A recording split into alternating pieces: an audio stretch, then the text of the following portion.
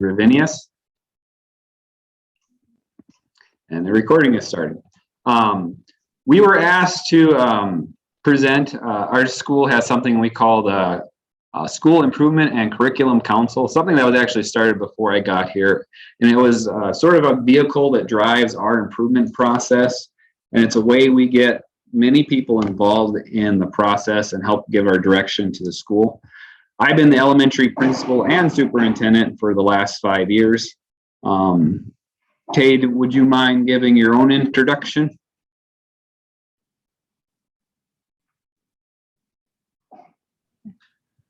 Good morning, everybody. I've been in the school system for over 33 years in all facets, from advising to coaching, and now I'm basically in the classroom and a National Honor Society advisor. Thank you, Kay. As I proceed with the presentation, first off, I'll give Mrs. Rivinius credit. She helped review my slides, and she prepared the templates and different things that are resources on the website. I really appreciate her help and feedback. I do want to say before I move forward that everybody's journey is a little different, and I'm hoping I've set up this this presentation not to be just a soapbox of what we do here in Elgin, New Leipzig, but give a little bit of a roadmap to do something similar. I don't think anybody can write a blueprint that's going to work exactly the same in every different school. And I think just creating checklists to make sure that you've hit this item and that item really aren't effective ways to make positive change that's really going to make a desired impact. What this presentation is going to seek to do is show you how to set up a system that creates a sense of shared ownership, fosters the leadership in the staff you have, and like I said, moves past simple compliance. We'll get into some schematics, and I really encourage you guys to have some discussion when we get to that, because that makes these things way more interesting than a sit and get. So I'll move to my first slide here. So distributive leadership. I know that you guys can all read, but it's kind of having leadership at all levels of your organization. As you can see, they are characterized by shared, collaborative, and interdependent work. Now, we work in schools, and everybody brings their unique experiences and trainings to that table, but we don't always tap into that. One person alone can't run the school or know all the ins and outs. It's just not practical or possible. So it only makes sense to get everybody involved in making decisions, particularly if they are directly impacted by it or have to personally implement that change. I feel like this gives people more of a locus of control, so to speak, so they feel like their actions matter, that their thinking matters. I think if you lack that in your school, that people will just kind of do, some people will still march ahead, but some people just kind of do what they're told and not a lot more. They don't really think it matters. They'll just want to be left alone. I think it's similar to when you're at home with your kids and you ask your kids to clean up, and you have one kid that goes back to their room and they straighten up everything without much direction. They just clean it because they know what you want. And the kid, your kid that may want you to provide a list of everything, tell you exactly what you want to do. I think if you're a parent, you can understand the difference between those scenarios, and one that you can get a lot accomplished, get through a lot, not take a lot of time. But you have to go through and give, like, you need to do this and that and these and those and really describe everything. It's cumbersome and frustrating, and you don't get nearly as much accomplished, and you certainly don't get more than you ask for. Not only this, but everybody in your school has great ideas, and sometimes if you don't have a process in order to get those ideas and encourage people to have them, you'll miss out on some of the best decisions you can make in your school. Because like us, as those of us who are school leaders or even teacher leaders or whatever, we all have our individual slice of what goes on in a school. And sometimes we make decisions that inadvertently have ripple effects to other areas. and we don't necessarily see how that's going to play out or affect others. And by having everybody at the table, sometimes you can come up with ideas and solutions that you just can't if you're only working with one person or even a small group of people. So my hope is that this presentation is going to show you how to foster a system that encourages independent thinking and initiative and get you surprising results. The idea of that I'll share in here, one of them is committee structures, actually grew out of suggestions from a teacher leadership team. It wasn't something that I came up with. It was something that, a group of people came together, put their heads together. And so when you have these sorts of things in place, stuff like that has the ability to happen, can happen, and is encouraged to happen. Another thing that has happened at our school is that we have board highlights where board members come and visit school and share at board meetings what they're seeing to try to foster a positive relationship. And that was something that came out of one of our subcommittees from our leadership council.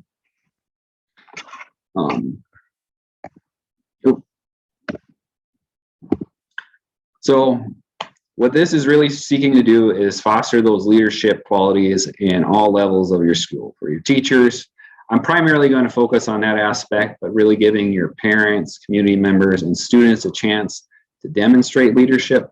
I am a firm believer if you never give anybody the chance to develop those skills, you can't expect them to have them. And sometimes I think we can get into the habit of, making a compliance checklist or always being out in front. And I think if you never hand that rein off to anybody else, there's no way you can expect them to pick it up and get something from it. So this time I'd like to break into those breakouts, and I want you to think about what is the importance of building ownership and how does that change the mindset of how somebody approaches a problem, and what do you see as the value of building leadership at all levels? All right. I am going to do 8 breakout rooms since we have about 60 participants. All right. Does that sound good? That sounds good, because all right, easier to talk with small. I'm sorry. It's easier to talk with small groups. That's right. All right. So rooms are being created right now. You will be assigned automatically to go to that room. How long would you like to be in these rooms? 3 minutes. 3 minutes. All right. 3 minutes. Rooms are opening up right now.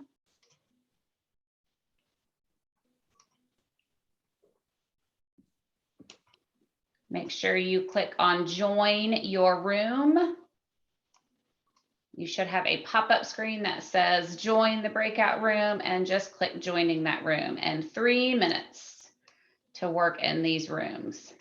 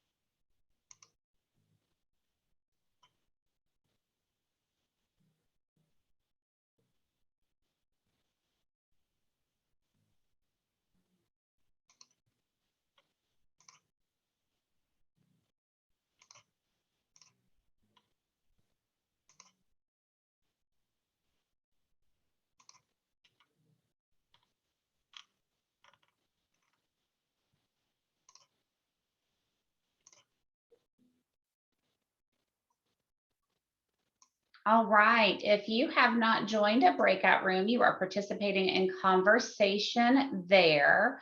Robin, I saw you just join. I'm just going to pop you in a room. Anybody else I can assist getting to a room for our conversation? We were in a room and then we got booted out of a room. Oh, gotcha. I am so sorry. Do you remember which room? No idea. All right. I'm gonna drop you in one here that has lower numbers. Okay. Anybody else I can help get to a room here?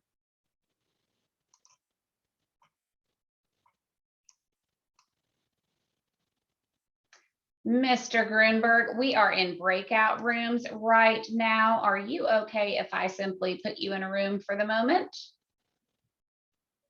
Awesome, thank you. Anybody else I can assist with getting in a room?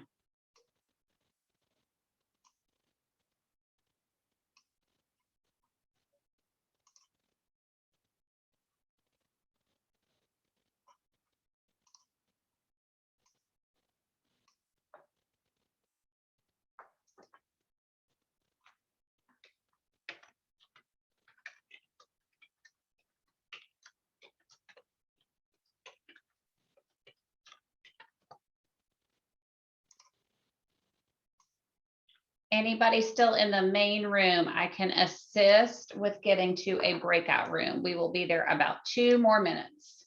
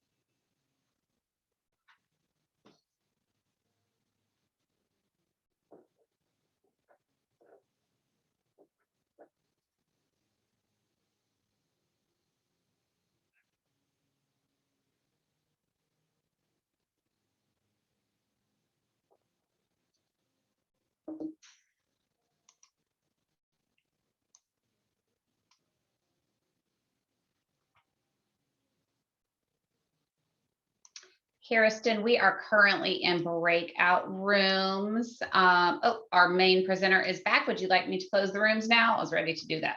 Yes. Perfect. Sounds good.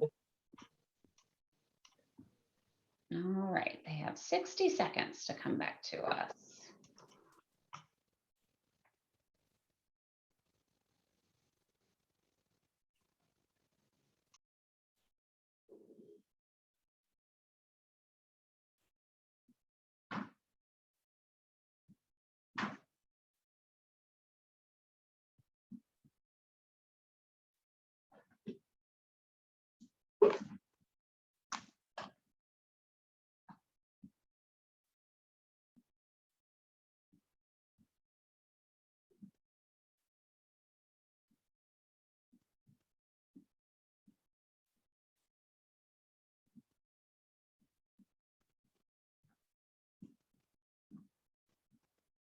We are almost there. 10 seconds for the rooms to force close and make everybody. And we are back. Hello, everybody. I hope you had some time to talk. I really think that's important. I'm really not intending for this to be, like I said, just sharing what we did here. Some things that I heard that I think are good to share is that, you know, by building ownership, it becomes something more than, you know, so-and-so's initiative. You know, it's not Mr. Ludvigson's idea necessarily. You kind of build allies, other people to help make sure things happen. And, you know, at the end of the day, one person can't do it all. So there's an analogy that I really like in relation to good instruction in the school, good management, and it's that iceberg analogy. A lot of what the really important work that happens underneath the surface. So like, I am a big believer in some of the most important things that like a teacher does in a classroom is making those decisions in the classroom. So like, if you really want to make an impact that lasts, I think you have to do something that tries to get underneath the surface, so to speak.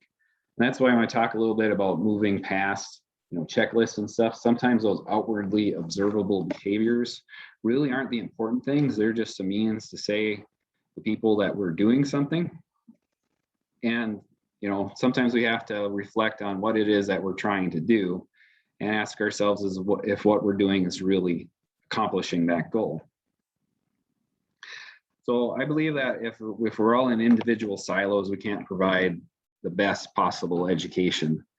And getting people out of those silos, part of it is making sure that they know that's important. For example, I very recently had a meeting with 3 adults, and it was brought on by a scheduling conflict. And on one side of it, there was a conflict that affected the elementary in a certain way and high school in another way. And each person who kind of had more of a focus on one area, I hate to admit, but things kind of got heated there for a bit. But we made a meeting and we all sat together because we each had a piece of that puzzle I was referencing. We were able to come up with a solution that none of us had considered yet, but addressed all the problems at the table. And sometimes having these processes in place is exactly what you need to move past getting stuck somewhere. And if you involve people, they're part of the solution. It's not just something that happened to them.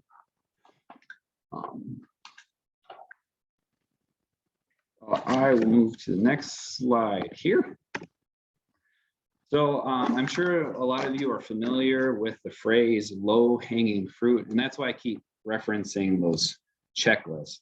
Because sometimes when we try a school initiative, such as, everybody put the learning objective on the board, that's a great objective, but, is the teacher who's doing it simply because they're being required to, or that they realize that, having a clear goal and communicating that to the students is important for learning to happen. So just sometimes in our improvement journeys, we get sidetracked with trying to prove that we're getting certain things done. And that's an important aspect of it, not trying to say it's not, but sometimes in that process, we forget about what that is happening under the surface, like in that glacier analogy. Another good example is, when we talk about positive reinforcement, a lot of times, we get sidelined about people will heap it on, give it when it's not really justified, and that effectiveness of that positive reinforcement is really hindered because effective positive reinforcement is really targeting specific behaviors and using it at appropriate times to encourage behavior you want. But sometimes in the effort to accomplish the task, we sometimes forget the why. So I think it's always important to understand the underlying why of a strategy that's being implemented, and that's also under the surface. But the biggest part of that is the judgment that teachers are making in the classroom and the judgments that parents maybe are making in a conversation when they come to IEP meeting or different things. If you don't affect that thinking, I don't believe change can really stick. Now, getting everybody to the table helps provide a more complete picture and helps avoid unintended consequences of decisions that can be made when you're not involving everybody. And I always believe the people closest to the problem have the best perspective of what's going on. Mr. Ludvigson, sorry Yes? to interrupt, but could you please share your slideshow? Thank you. Oh, I am Yes. so Apologize. sorry. Oh, sometimes you forget to hit those things. So let's see.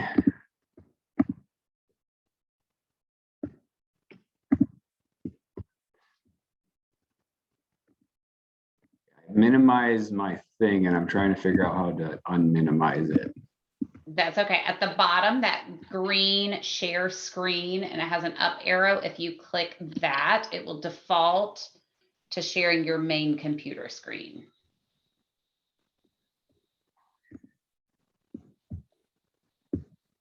Oh, here it is. Sorry about that. Nope, that's okay. We were speaking before, and he is a Microsoft Teams user. At Cognia, we are Zoom users. So it kind of goes with, person experiencing it sometimes has the best input. I was not even aware that the slides could be seen. But here's my glacier analogy. I'll show that a little bit, and I'll talk a little bit about the next breakout questions I want people to think about. But when I use the analogy of, a glacier, important things happening under the surface, and, being distracted by low-hanging fruit, what about that? Those analogies speak to you, and what do you get from them?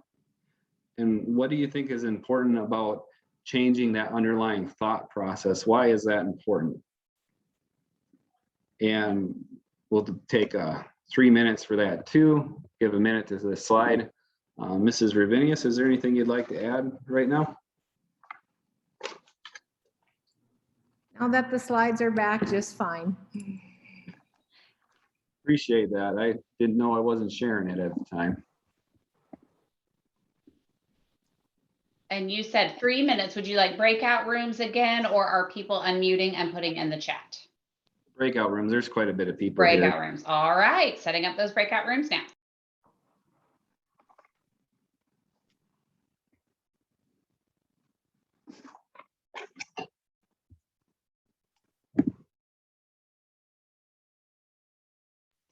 Same as before, you should have a pop-up screen say join that breakout room. If you will click and join that breakout room, please. And if you need assistance, excuse me, I am here to assist with that.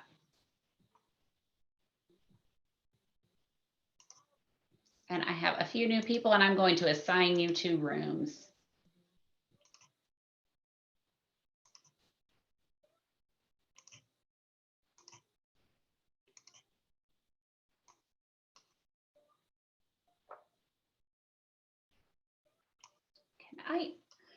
Excuse me, may I assist anyone getting to a room? Can I help getting to breakout rooms?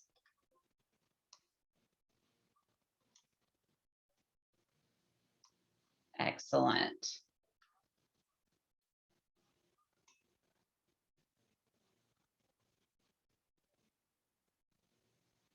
Feel free to unmute or type in the chat box if you need help getting to a breakout room. You should have a tab running along the bottom of your screen, and one of them should say breakout room. And if you did not join yet, you should be able to click. It should have an alert to click and allow you in. If you need further help, I'm happy to assist.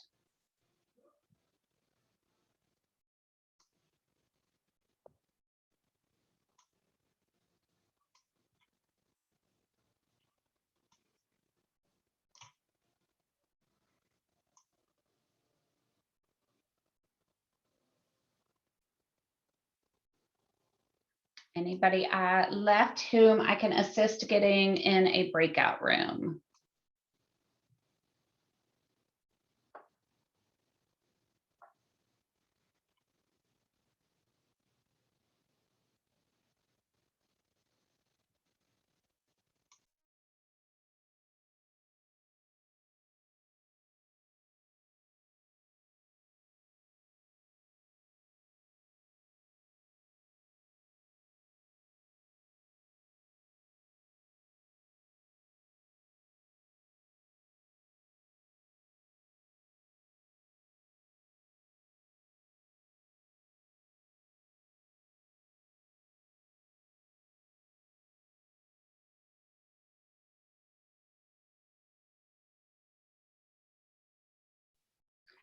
To our people joining the meeting right now, we are in breakout rooms and conversation.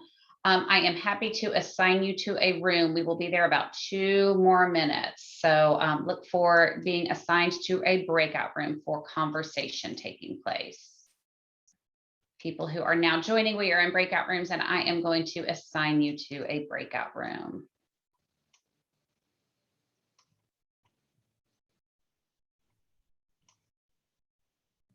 You should get a pop-up screen that tells you to join a room.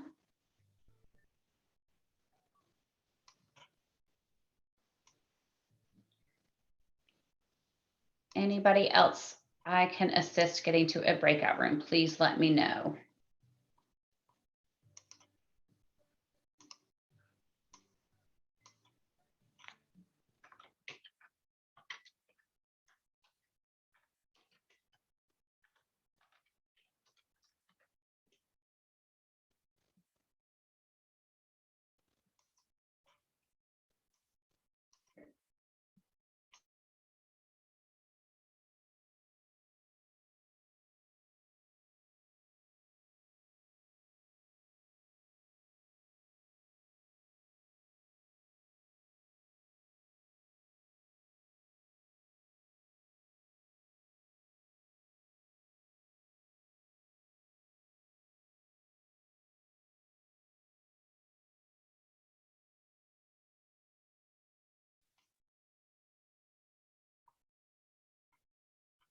All right, we have a new person joining. I see a Stephen Googlich on the screen. We are just coming back from breakout rooms in one moment. So rather than moving to a breakout room, I'm going to leave you right here because we will be coming back in just one moment from these breakout rooms. Did it only crash for me then, I guess? Because that's what happened. I was in a breakout room, or I was Oh, being sent no. to I was being sent to a breakout room and it crashed. So I thought it was everybody for some reason, but I guess it was only me. I am so sorry. No, I do It's not see your everybody fault. else in breakout rooms. Oh, the joys of technical difficulties sometimes, right? Yeah. All right, Okay. Mr. Ludvigson, I have closed these rooms. I saw you back and I have closed these rooms. So they are coming back and your screen is shared once everybody returns.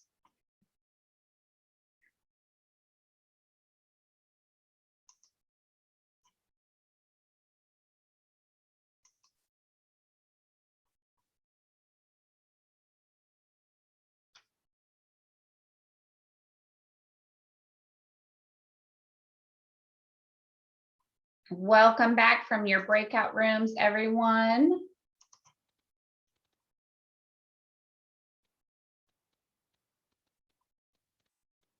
And Mr. Ludvigson, we are back. I believe everybody is back from their rooms, from the breakout rooms. And if you are speaking, Mr. Ludvigson, I believe you are muted at the moment.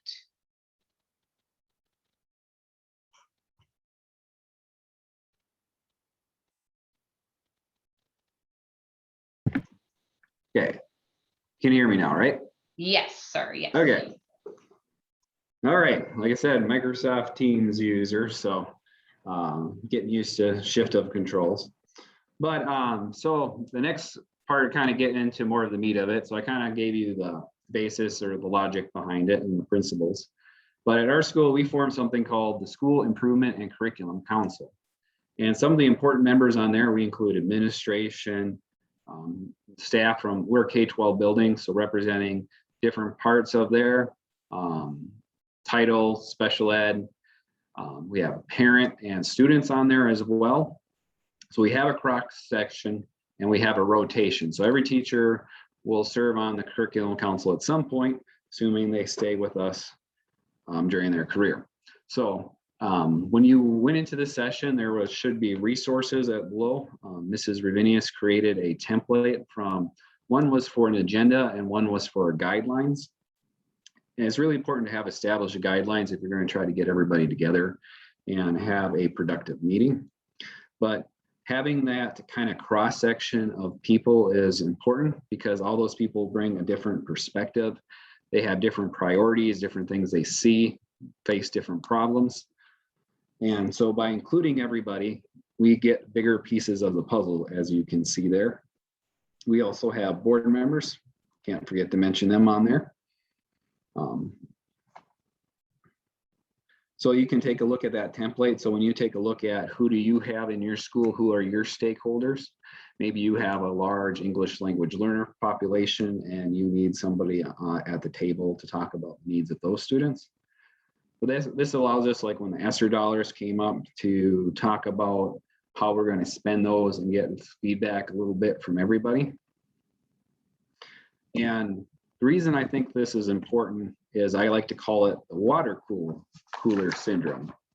And what I like to say is if you don't have a means for people to express frustration, and this idea is more than just about expression of ideas. It's fostering leadership and giving positive ideas a chance to flourish.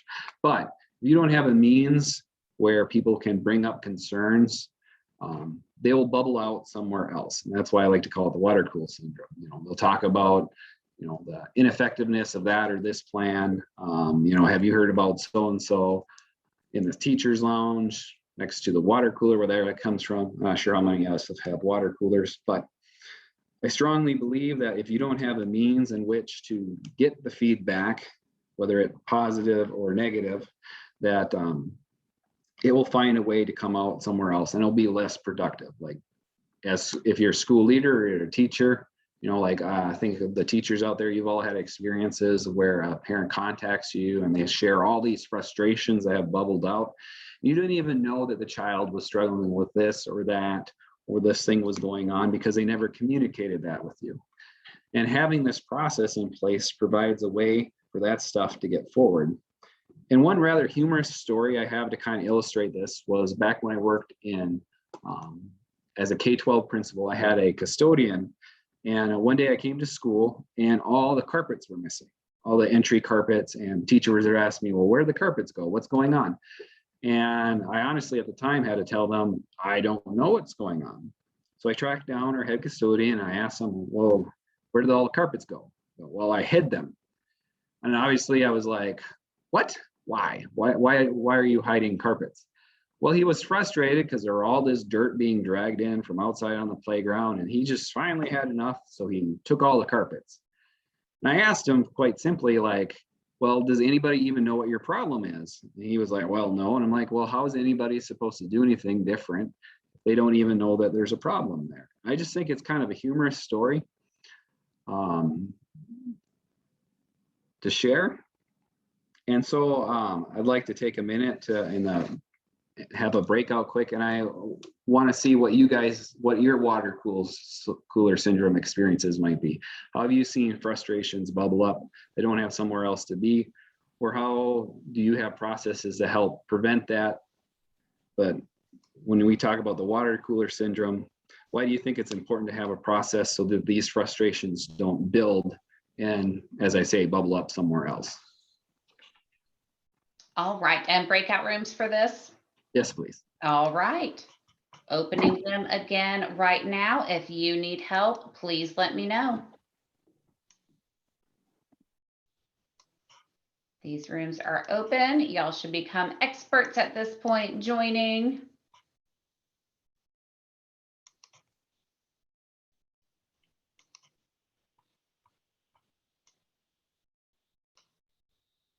If I can assist you getting to a room, please let me know. We will spend about 3 minutes here.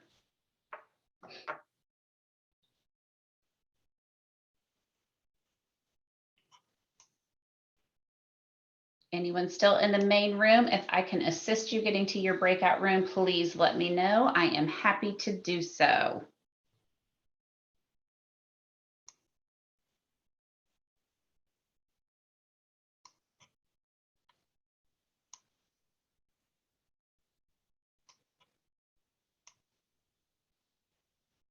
For anyone still in the main room, I'm happy to assist you getting to a breakout room.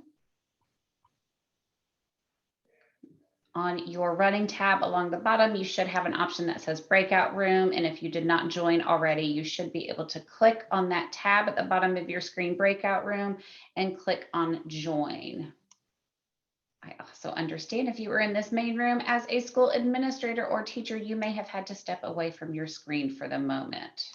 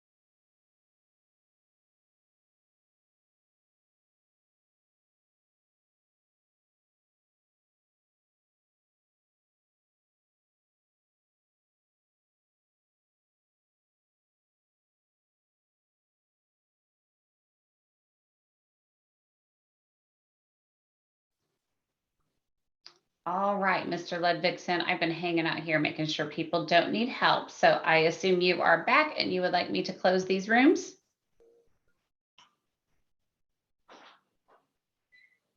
You are currently muted.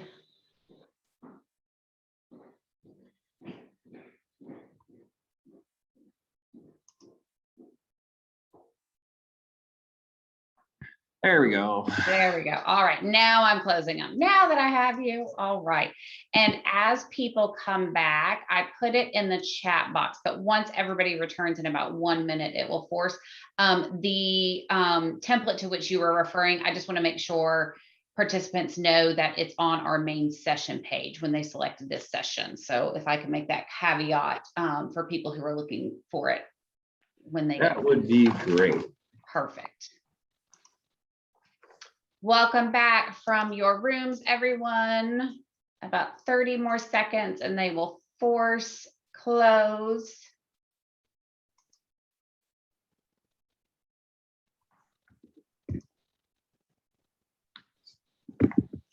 All right.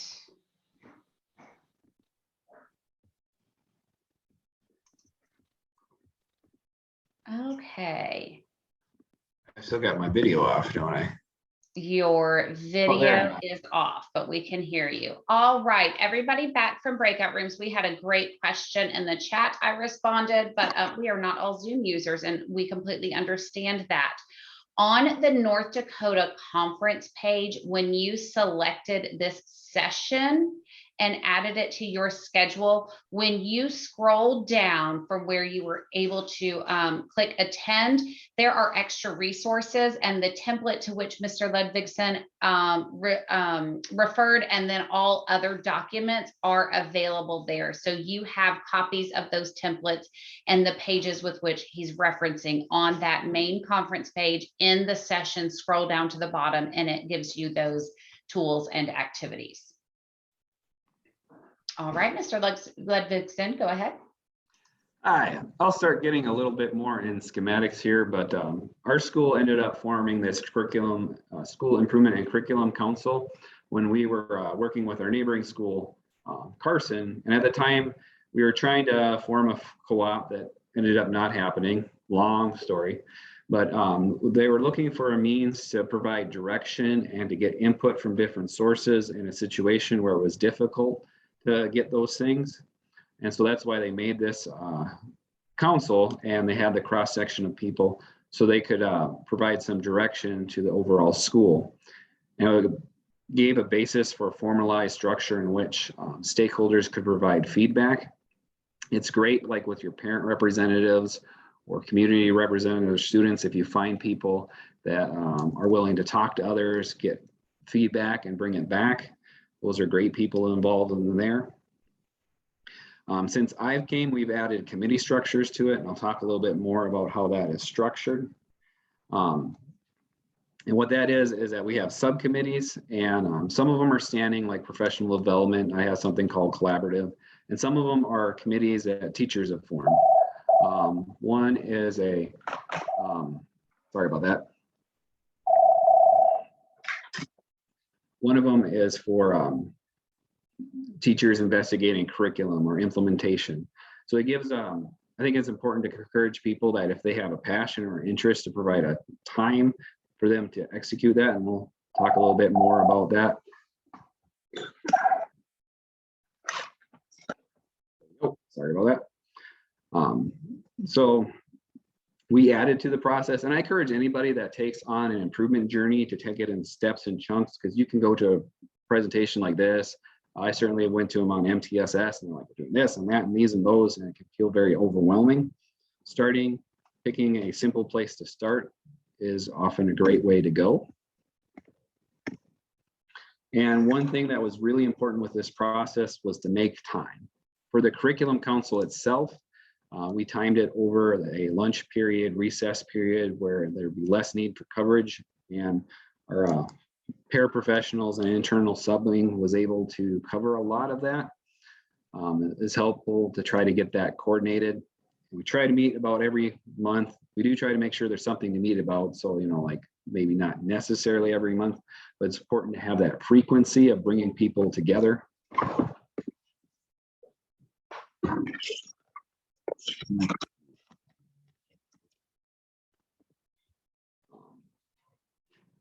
We have that rotation so that every teacher has a chance to provide input, and then it's kind of an expectation on there. So we have the rotation, so I'll show like when a teacher will come up. They serve a 2-year cycle so that they have time to kind of learn the process. So we have each year we have one person that's already served a year on it and another person who is just starting their first year to try to give them some time to acclimate. A lot of times with parents, a lot of those are kind of similar people each year. There's certain standing members like myself or administration that are on every year. And this provides a means for us to bring information. We take a look at, how our NWAs are looking, how the school surveys are coming along. We talk about the Cognia, and that's coming up and the things that we need to get done. Sorry about that.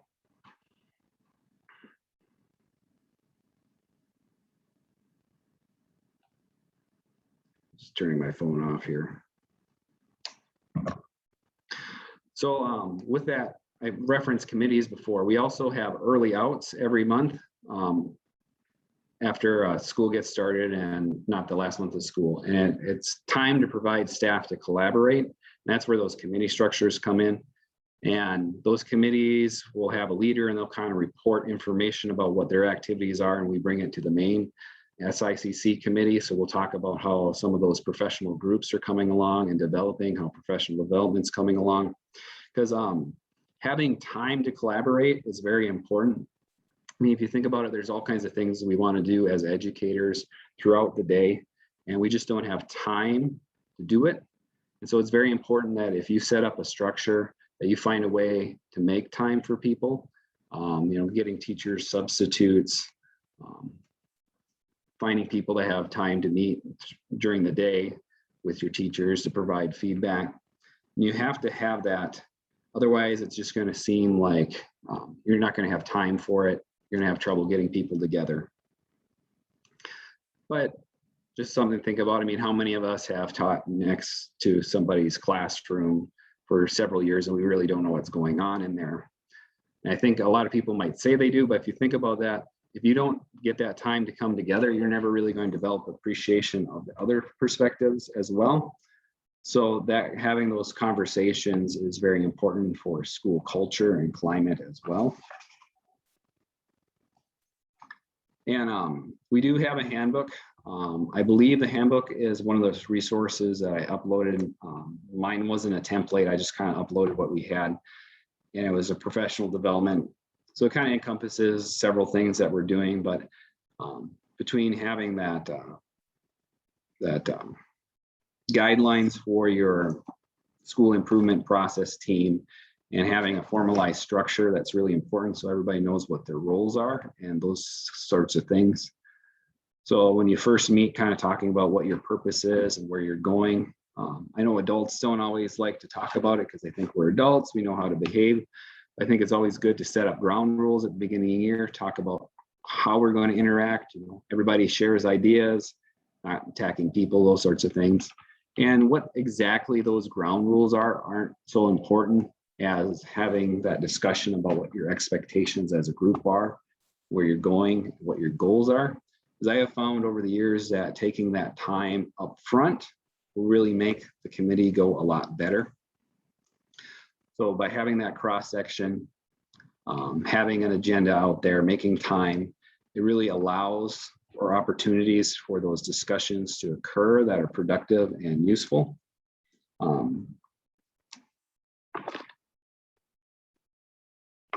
Now this is really important. I have a philosophy that, a single classroom doesn't make a great school.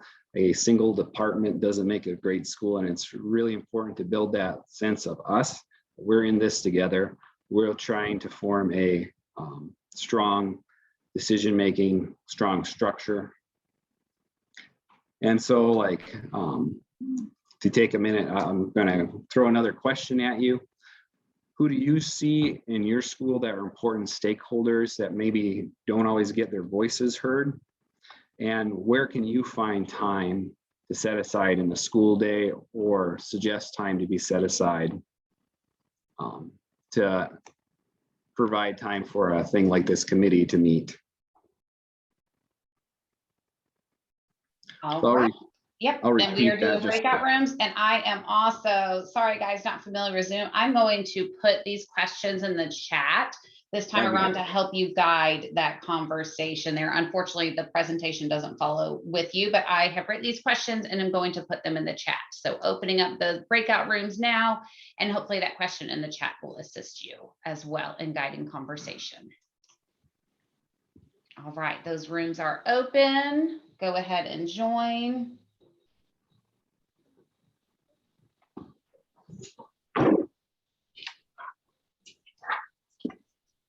And if you need help getting to a room, please don't hesitate, holler, let me know.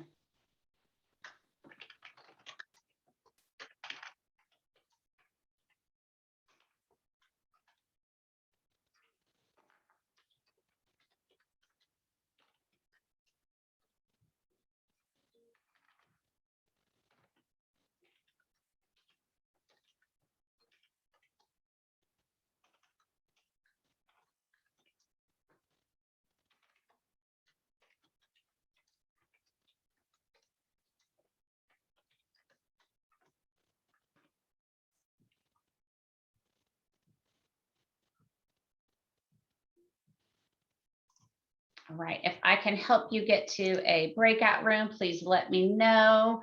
If you came into this meeting late, I am putting you in a breakout room. So I have 3 people who I am just putting in a breakout room right now.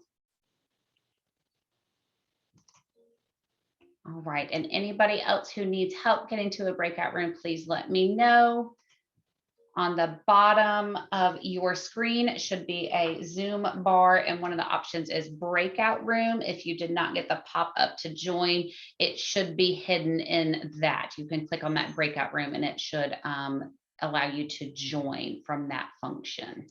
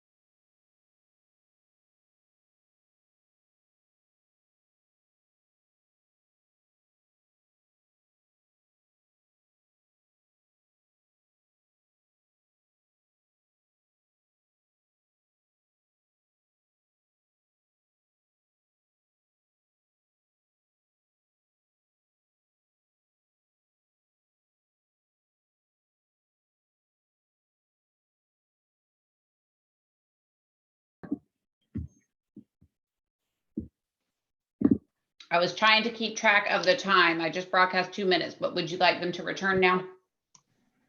Yes. Yes. It gets a minute before they pull back in anyway, right? Exactly. It does get a minute. Yes. All right.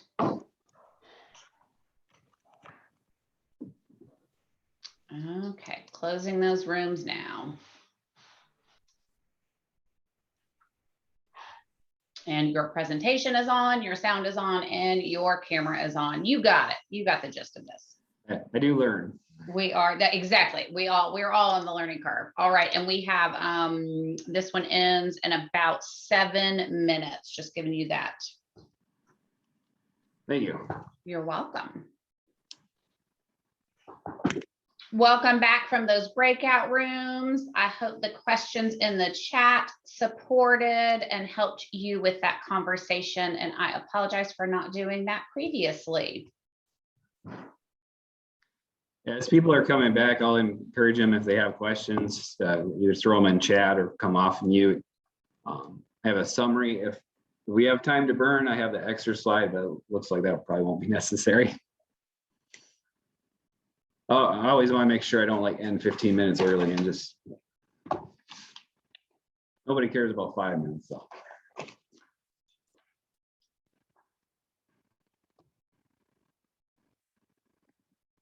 The breakout rooms closed then? Yes, they are officially closed. Yes. Okay, as I kind of summarize here, feel free to throw questions in the chat you might have, even if there's some stuff you just want to share. When I get through this, if you want to come off mute and ask something about our journey of me or Mrs. Rivinius, feel free to. But just kind of in summary, some stuff I hope you got from this presentation is that I think in order to create lasting change, you have to affect thinking. So whatever process you have in place has to get at more than just the surface level behaviors. And that's part of getting people to the table, because hopefully in the conversations, what's happening under the surface, that thinking will come to light, and you can use that to inform you. Sense of ownership helps people with that independent initiative. You know, it's sort of the difference in the example I provided where, you know, you send one of your children to the room to clean it and, you know, they do a good job and they go above and beyond, and the other child would like you to make a checklist of everything you expect to be cleaned up, and not much beyond that's going to happen. And getting everyone to the table is important because not everybody has a complete perspective of how a school is run. That's just not possible. What your peers experience throughout the day is going to be different than your teachers, which is going to be different than your custodians. And each of them might have something important to bring to the table. And obviously, more heads than one is always good for coming up with ideas. I believe with a formalized process, I know in one of the groups they brought up, even with a formalized process, what do you do with the people that still complain? And what I would encourage you to do and think about is that make your system for your best staff and to facilitate their good behaviors and their good actions. You're always going to have somebody that is a naysayer, or is that example I provided where they're going to do the bare minimum. That's what they're used to. But if you put all your energy into those people that are holding things back, it's going to hold your whole system back. So you really want to give those people that want to take off, want to fly, the tools, resources, and time to do it. And then you out there as administrators, you kind of deal with the people that maybe need more prod to get along. But a lot of the times those people with that energy, those passions, those ideas, they're going to slowly kind of lose that if they're just kind of bogged down in hearing everybody's frustrations, and they have to hold off on helping with different things because they're waiting for so-and-so to catch up. And time is very important. In that last breakout, some of you are talking about people being in after school activities, driving bus. That's why the time during the day is really important. I know teachers are still affected by, lesson plans, that sort of stuff. That's why trying to time it over the lunch period and stuff is useful. But if you don't make time, it won't happen. And that's why like having the early outs for committee work, professional learning communities is very important, because we're very busy. And if you don't make time, it's not going to happen. And it shows that it is a priority. So any questions out there or thoughts that people would like to share?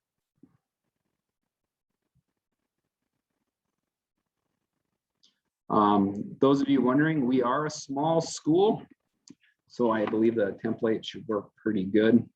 The important part is to pick your stakeholders and the timeframes that work within your schedule.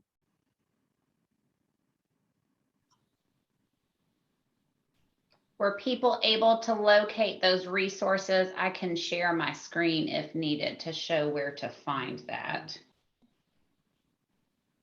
All right, I see a thumbs up. Thank you for that feedback. I appreciate it. Is there any questions or ideas that came up in any of the breakouts that you might want to either share out or throw at me and see what I have to say?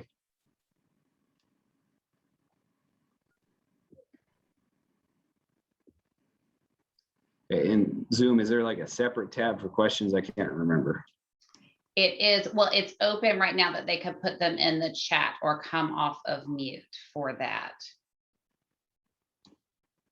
I would say I like the idea of rotating teachers. I know I was always very guilty as an administrator to assign the teachers who I thought were the best and the brightest. And unfortunately, that can lead to derision when we don't want derision. We want it to be shared responsibility of everyone. Yeah, and I'm glad you said that, because like I really felt it was important to involve everybody, because then everybody's involved. That's why the committee part was added to it. So they might not have been on SICC, but everybody had some aspect of school management they could provide feedback on. They had the opportunity. And so, you know, if you were providing people an opportunity, even if you have those people that still want to come to the water cooler and complain, you at least have people can say, well, if it really matters to you, why don't you bring it to da da da.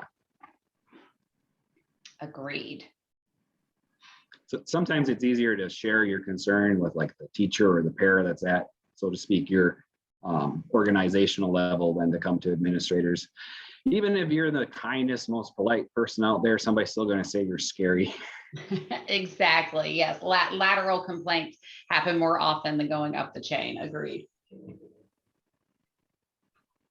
All right. Well, that is time, people. We absolutely appreciate you joining us today. You have 15 minutes until your next session. Use this to take a bathroom break, get water, check those emails, and enjoy your learning time today in your next session. Thank you so much.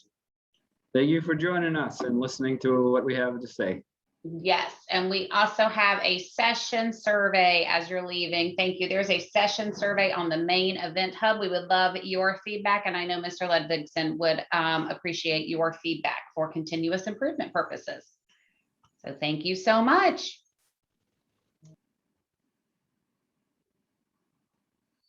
Thank you, Auburn.